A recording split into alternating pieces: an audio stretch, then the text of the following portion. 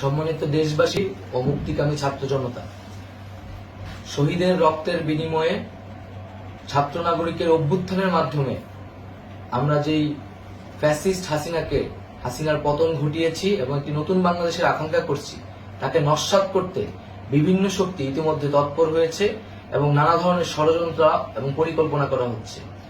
আমরা মুক্তিকামী ছাত্র জনতার পক্ষ থেকে স্পষ্টভাবে বলতে চাচ্ছি যে এই বাংলাদেশকে ফ্যাসিবাদী রেজিম থেকে মুক্ত করার জন্য এবং একটি নতুন বাংলাদেশ, জনগণের বাংলাদেশ প্রতিষ্ঠার জন্য সকল ধরনের ষড়যন্ত্রকে নস্যাৎ করার জন্য, প্রতিহত করার জন্য বাংলাদেশের ছাত্র জনতা কিন্তু সদা প্রস্তুত রয়েছে।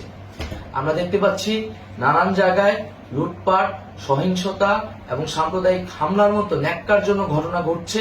আমরা এর তীব্র নিন্দা জানাচ্ছি এবং আমরা মুক্তিকামী ছাত্র জনতার প্রতি আহ্বান জানাচ্ছি যে এই ধরনের ঘটনাকে প্রতিহত করার জন্য আমাদেরকে প্রস্তুত থাকতে হবে, আমাদেরকে দায়িত্ব নিতে হবে। কেউ যাতে এই আন্দোলনকে নস্যাৎ করার জন্য এই ধরনের ঘটনা ঘটানোর সুযোগ না পায়, সেদিকে আমাদের সদা সতর্ক থাকতে হবে।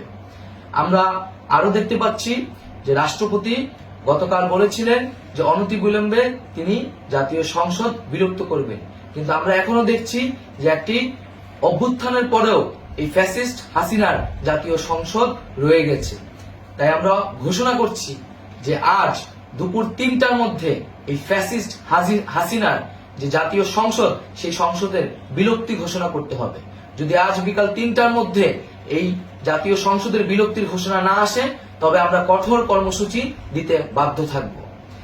এছাড়া বন্ধুগণ, সবার জন্য আমরা জানাচ্ছি যে আমাদের যে অন্তর্বর্তীকালীন সরকারের কথা আমরা বলেছি, সেই সরকারের প্রধান উপদেষ্টার নাম আমরা ইতিমধ্যে ঘোষণা করেছি এবং এই সরকারের অন্যান্য উপদেষ্টা সহ সামগ্রিক রূপরেখা আমাদের প্রস্তুত রয়েছে।